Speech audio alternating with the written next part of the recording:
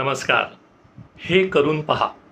कोबी नीट हिरवा राहायला हवा असेल तर कापराच्या पाण्यात तासभर भिजवून मग फ्रीजमध्ये ठेवा.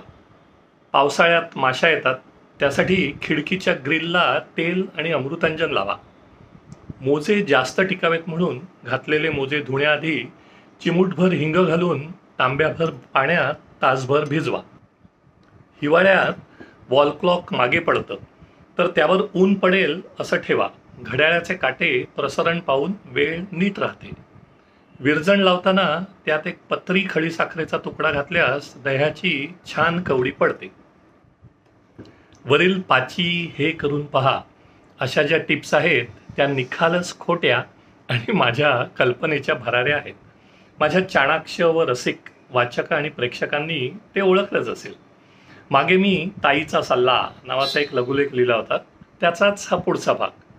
पूर्वी अनेक मासिकात, वर्तमानपत्रात हे करून पहा हे सदरही खूप लोकप्रिय असे. आजही आहे, फक्त वेगळ्या माध्यमात.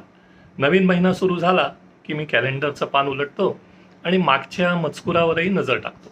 कालनिर्णयाच्या मागच्या पानावर अजूनही हे करून पहा अशा टिप्स असतात.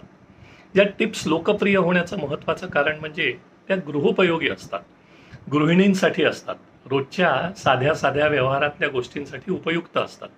त्यामुळे अर्थातच अनेकदा या स्वयंपाकघराशी निगडीत असतात. स्वयंपाकघर म्हणजे सोप्या मराठीत त्याला किचन असं म्हणतात.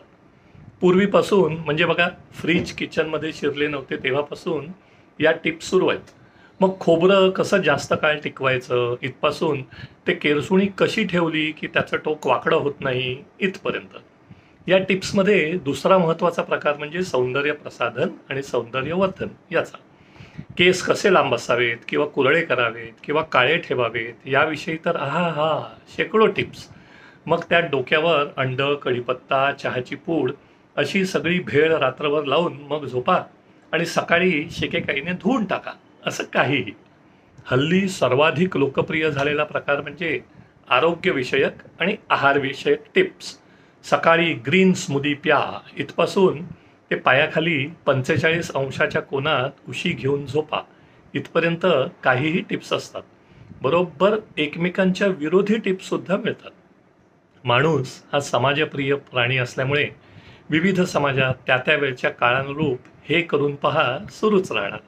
काही टिप्स खरंच उपयुक्तही असतात. सरसकट खिल्ली उडवणं हा माझा अजिबात उद्देश नाही. हे करून पहा हे आठवलं ते आपलं जरा विनोदी ढंगात लिहिण्याचा प्रयत्न. अखेरीस तुम्ही माझे लघुलेख फक्त व्हॉट्सॲपवरती वाचत असाल तर वर दिलेली यूट्यूब लिंक ओपन करा आणि ऐका.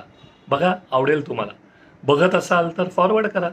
दोन्ही करून झाल्यावर लाईक करा. एकदा करून तर पहा. मिजो. असाच एक हे करून पहा दिवस 2025.